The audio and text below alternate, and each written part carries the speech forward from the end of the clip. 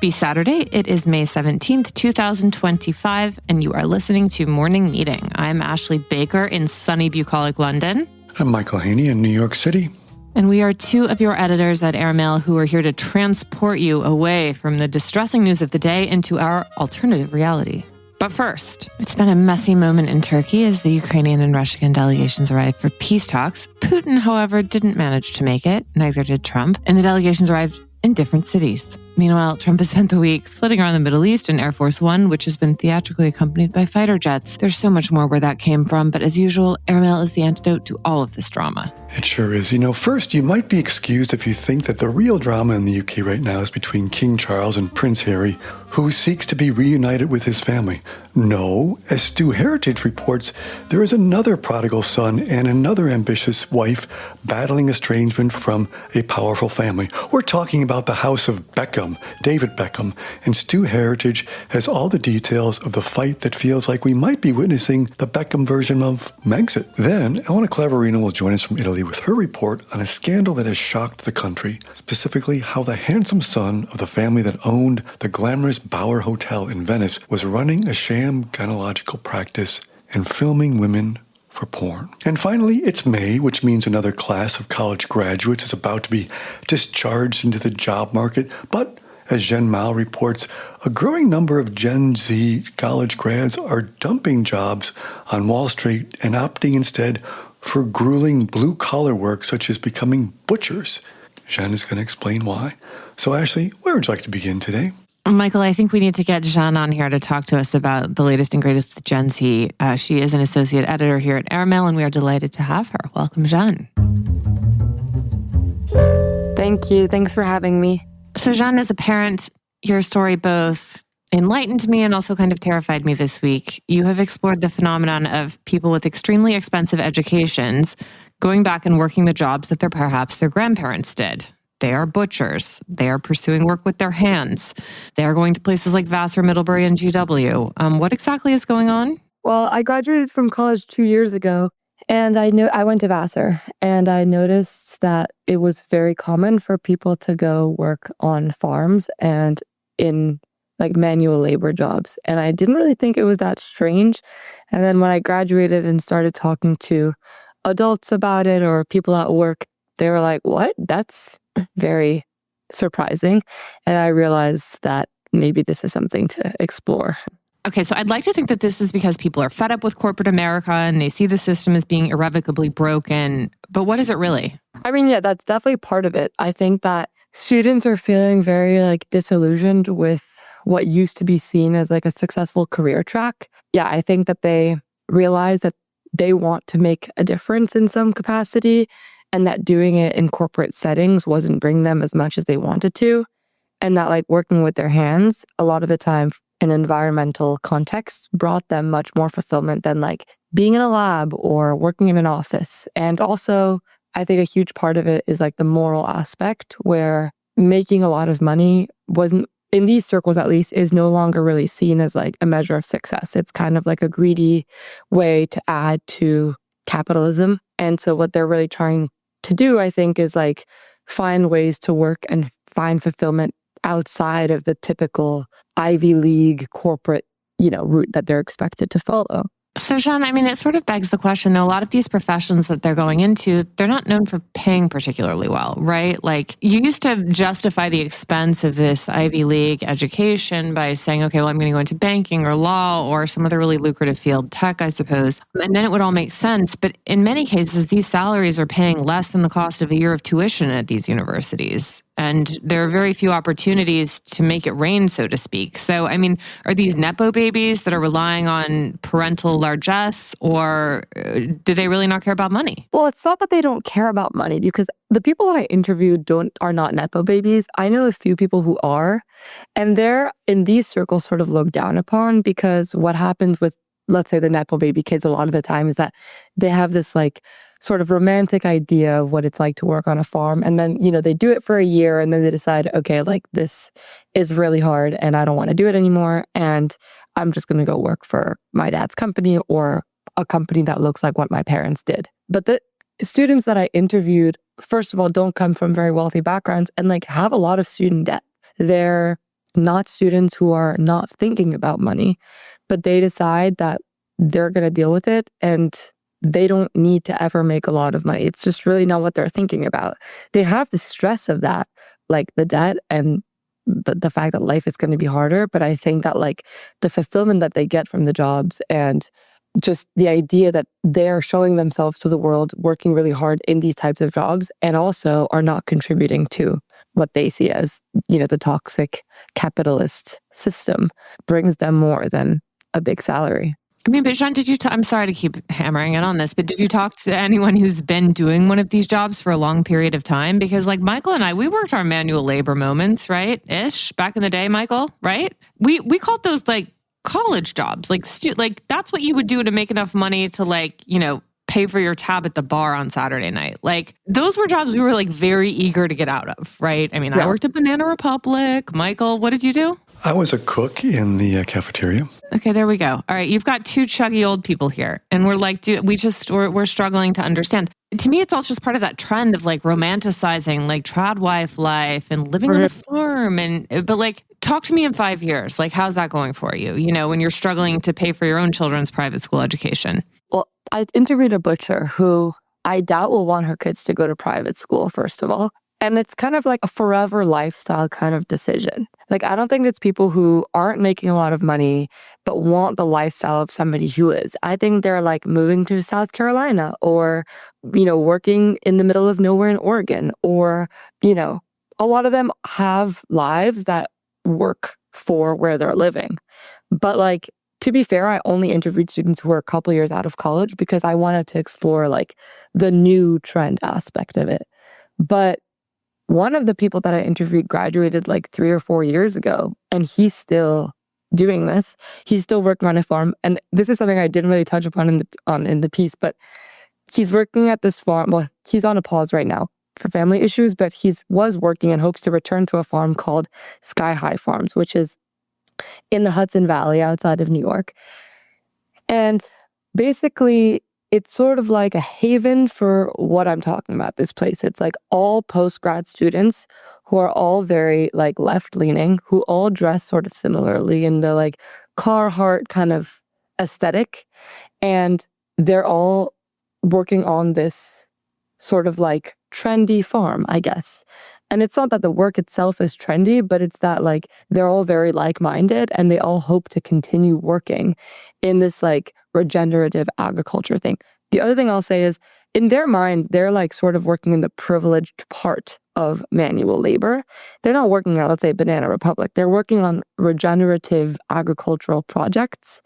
And so there's sort of like these places sell things that are more expensive than like your average farm, And the butcher my friend was working at is like a very environmentally conscious butcher that charges a lot. They're in the West Village. So it's sort of like the creme de la creme of the businesses that they've joined. And, in their minds, they see that as a whole other category of like privilege. They're not having to work on the side of the highway at 4 a.m. per se. They're still choosing to work in like businesses that they admire and respect. I'm reminded like 50, 60 years ago, probably these people's grandparents who were probably boomers, 50, 60 years ago, they were leaving these East Coast colleges, going to work on, communes or something.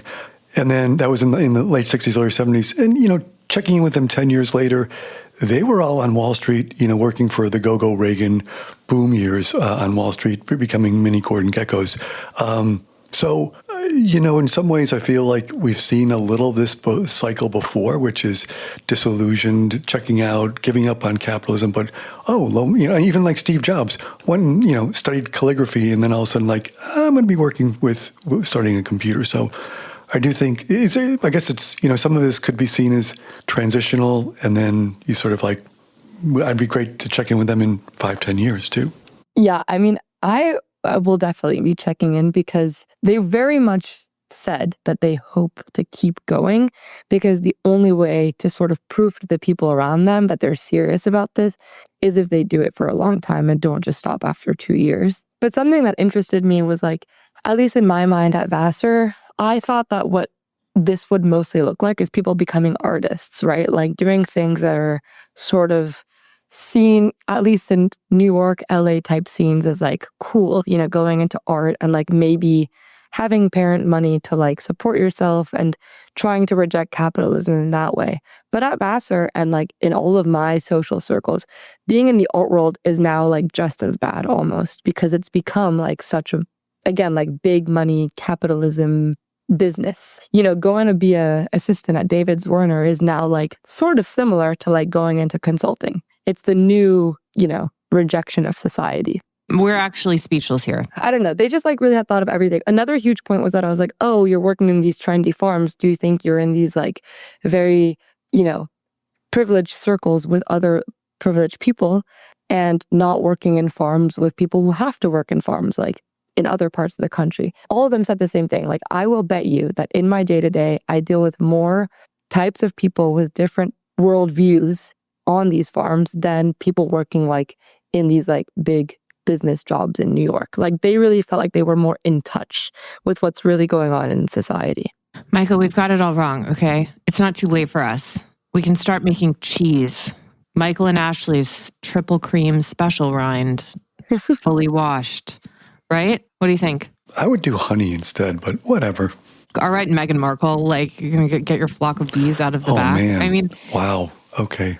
I'm sorry. It's just like, I don't mean to, again, people trying to make the world a better place. This is wonderful. But in a world in which a carton of eggs now cost $14, you would sort of expect to see the opposite trend, like people looking for really well-paying jobs, just to give themselves a bit of financial security for whatever the future may hold. But I guess there must just be enough generational wealth that they're not really feeling it, right? And anything extra is just gravy.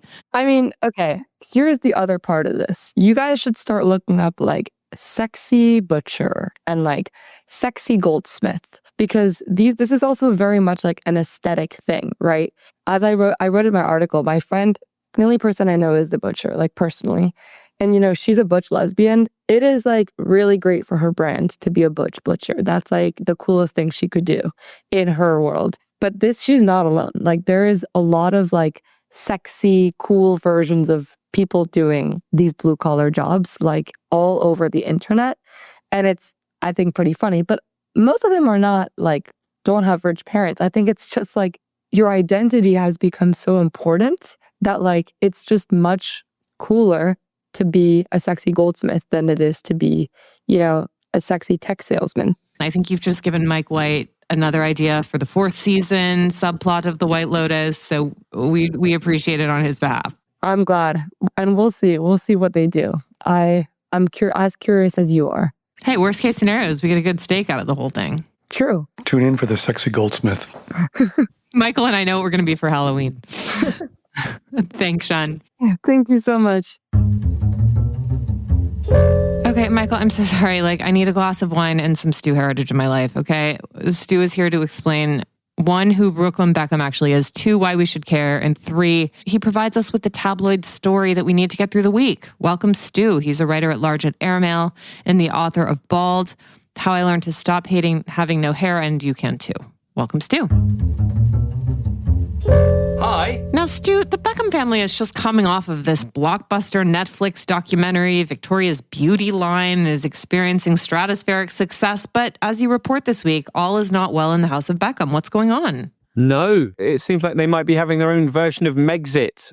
It was David Beckham's 50th birthday recently, and he went on this sort of globe-trotting celebration. He had a big party in Florida with all the most famous footballers in the world. He had dinner in London with Tom Cruise and Gordon Ramsay. He had a huge, lavish party in his house in the Cotswolds. But Brooklyn Beckham, his son, wasn't present at any of the events, which lead many people to believe there's a family feud going. Stu, what possibly could have caused all of this?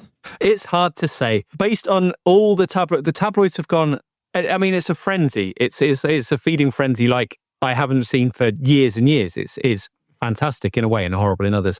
It turns out that, so David Beckham has 3 sons. He has Brooklyn, he has Romeo, and he has Cruz. Romeo has a new girlfriend whose name is Kim.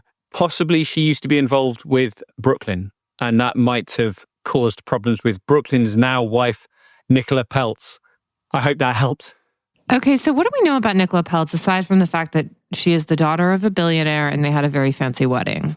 I mean, that's basically literally all there is to know about her. Her father is Nelson Peltz, who used to be director of Heinz, and he's been sort of engaged in this war with Disney, who's trying to buy his way onto the board, and it didn't work. But it seems like he did that because he really, really wants Nicola to be an A-list film star. She's an actress, and she's been in some stuff, and she wrote and directed and starred in her own film last year, I think. But I think that was a complete vanity project funded by her dad. But it doesn't seem to have taken off. So mainly, like Brooklyn Beckham, her claim to fame is that her parents are rich and famous. Isn't it nice when it all works out so neatly? It's lovely. I mean, they must have so much to talk about. Well, given that Nicola Peltz's behavior suggests that she might be socially ambitious, why is she making enemies of her new in-laws? It's hard to say. There have been lots of for years now, rumours of a rift between Victoria Beckham and Nicola Peltz. Now the feud is out in the open. It's interesting to see the sources that go to different publications. So someone went to Hello Magazine, a Beckham source, saying that Nicola had never shown her the correct amount of respect, which I think has something to do with the fact that at her wedding she didn't wear a Victoria Beckham dress. So there's that. But then on the other side, Nicola Peltz's closest friends have gone to other publications and said that Brooklyn Beckham has been brought up in a toxic family dynamic, which it seems like a very sort of Californian way of describing just a normal crap British upbringing. But who am I to say? And how do you think, the Megxit parallel is such an intriguing one. How do you explain it? Number one, it's an American being introduced to a British family. There's lots of money. There's an age difference as well, because Meghan Markle is slightly older than Prince Harry, and Nicola Peltz is slightly older than Brooklyn. There is this sort of therapy speak explanation of why she doesn't like their family. And it's all being played out in public as well. That's the sort of the interesting thing. It's all happening on Instagram. All the siblings are kind of liking snarky comments and making little digs at each other. And recently on a fishing trip that David Beckham went on with the other two of his sons, he tagged Brooklyn and said, "You were missed," which is a weird way of announcing to the world that there's a problem. I don't know, text messages exist. You could just phone or text or email or something. You don't have to announce it to the whole world. Maybe he was going to throw him overboard. That would have been great, like in The Sopranos. Some of it makes me wonder if this is like the next iteration of a reality show, just plays out all on social media, and maybe we're all being played. Maybe it's all coordinated. I don't know. I don't know if it's coordinated, but it does feel like that. It feels like that this will be monetized by someone somehow, someone in the family. My money is on Brooklyn Beckham doing some sort of Spare type memoir about his all the terrible things he's learned about being raised by David Beckham. But he's tried lots of things in the past. He was a chef for a bit. He was he's a race car now for a bit. He was a photographer for a while. So nothing he's done's ever really succeeded. So if he can finish a book, that would be an enormous achievement for him. I have the title for it. Go ahead. Bended by Beckham. That sounds like the most solid pitch for a ghostwriter that I've heard so far. Are you in with a chance there, Michael? All right, I'm going to get my agent on it. Let me know how it goes, because he's got two other sons, and if it goes off the rails, I want to clear up the mess. I want to pick up your sloppies. Stu, do you think the reason we're so fascinated by this story of trouble in Beckham Paradise is simply because there just isn't enough news coming out of Montecito from Prince Harry? It's like they keep rehashing the same old nonsense week after week after week, at least in the UK papers, but there's nothing new here. Like, have we moved on to another quasi-royal family as a result?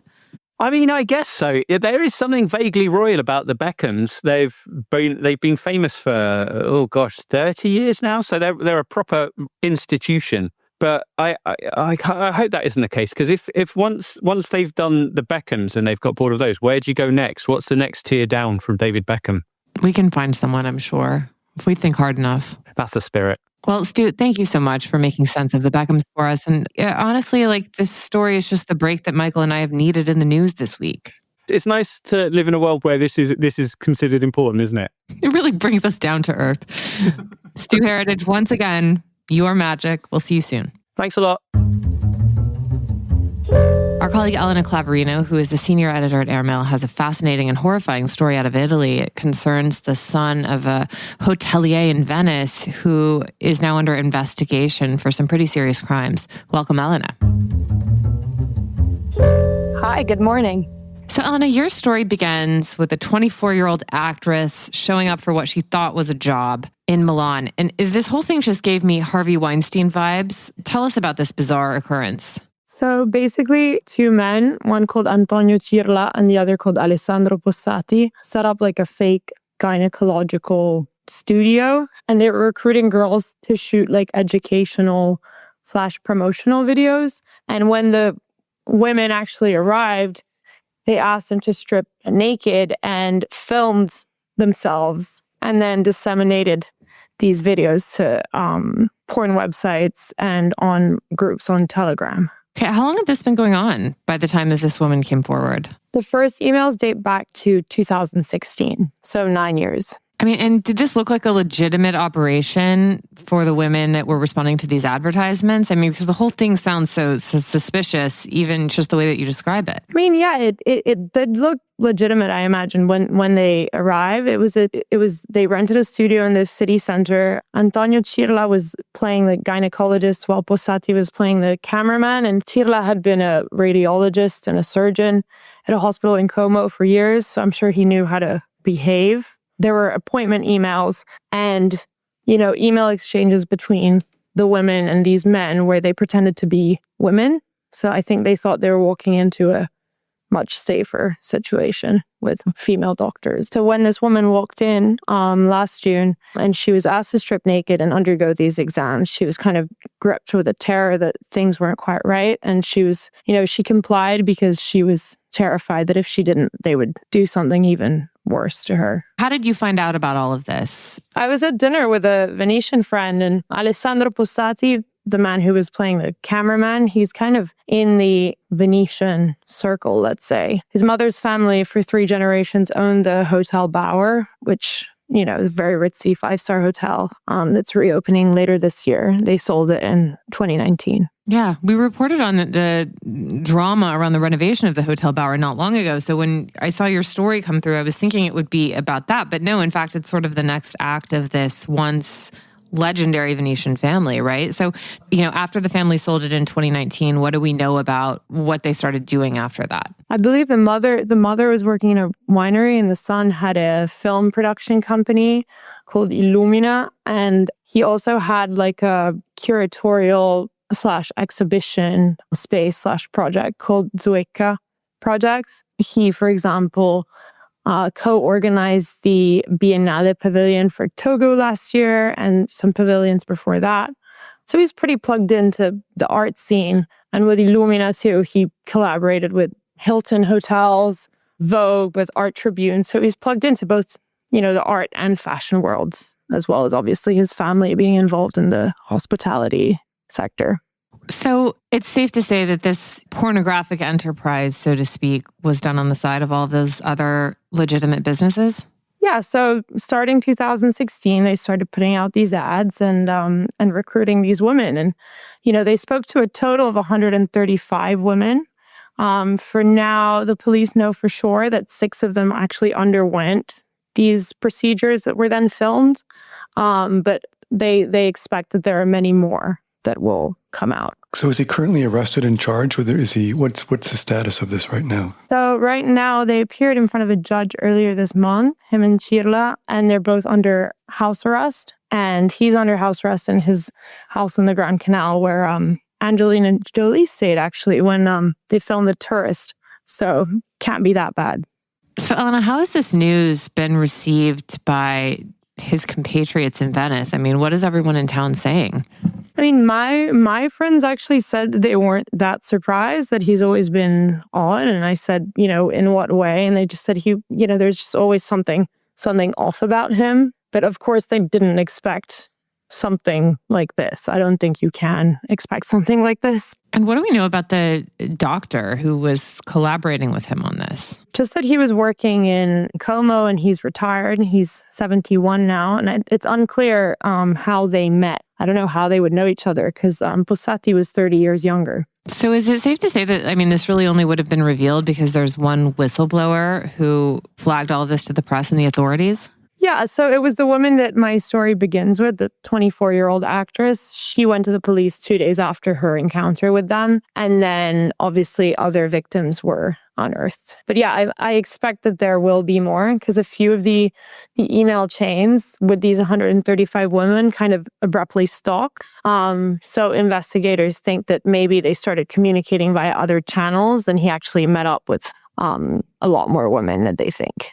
It's a horrific scandal, and I can imagine, is it resonating outside of Venice and Italy at large then as well? I mean, with this storied family and this former property that they owned, it must be vibrating up to throughout the country then, right? Yeah, definitely it was the talk of the town. I was in Genoa this last weekend, and this was definitely circulating around the dinner table. So yeah, very, very, very shocking, I think, for, a well-to-do Italian man like him. Well, Ellen, I have a feeling that this is just the first time we're going to be speaking about this, but thank you so much for bringing it to our attention and for all of your great reporting. Thank you so much. Thank you, Elena. There's only one place to discover a global snapshot of the current cultural scene. Airmail's Arts Intel Report. Our international research tool for what to do and where and when to do it is user-friendly, continuously updated, and meticulously curated. Arts Intel is handy at home, on the road, and when you're planning your next trip. It also includes indispensable lists of restaurants and hotels in key cities around the world, recommended by our well-traveled experts. Explore Arts Intel at airmail.news/arts-intel, and be sure to sign up for our Week in Culture newsletter, which is published every Wednesday afternoon at airmail.news/WIC. I'm Chris Garrett, Airmail Deputy Editor, and I never leave home without it. Bon voyage.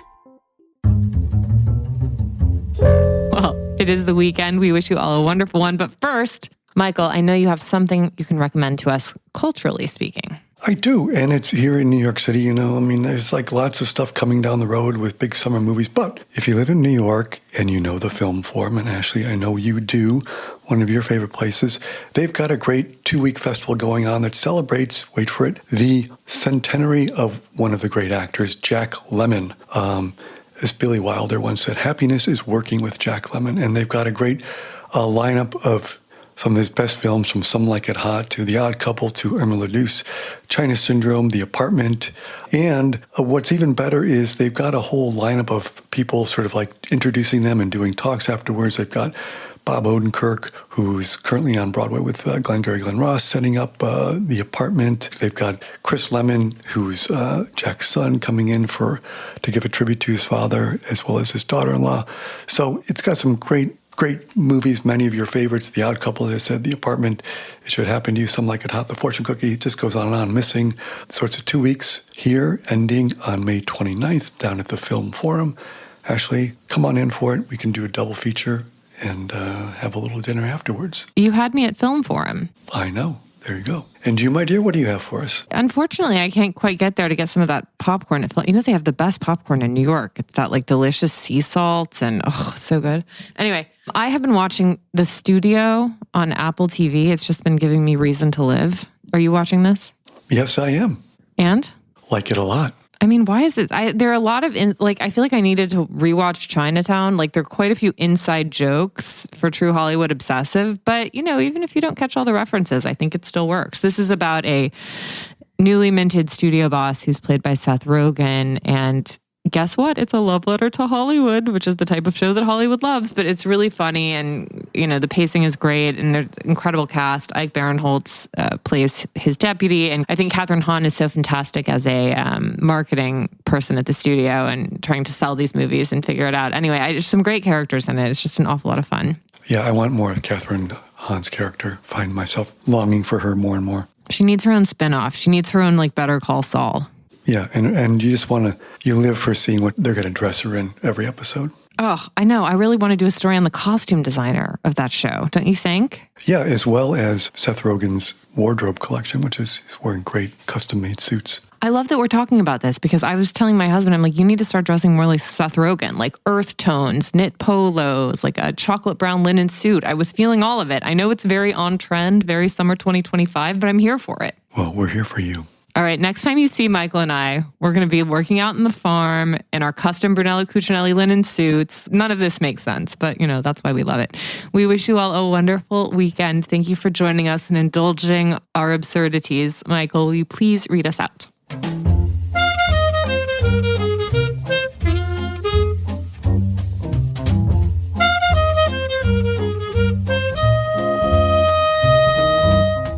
Morning Meeting is produced by Airplay Productions and edited by Jesse Cannon. Our co-editors are Graydon Carter and Alexander Stanley. Our chief operating officer is Bill Keenan, and our deputy editors are Ashley Baker, Chris Garrett, Nathan King, Julie Vitale, and Ash Carter. Our CMO is Emily Davis, and our music supervisor is Randall Poster. Our theme music is The Cute Monster by the Buddy Collette Quintet.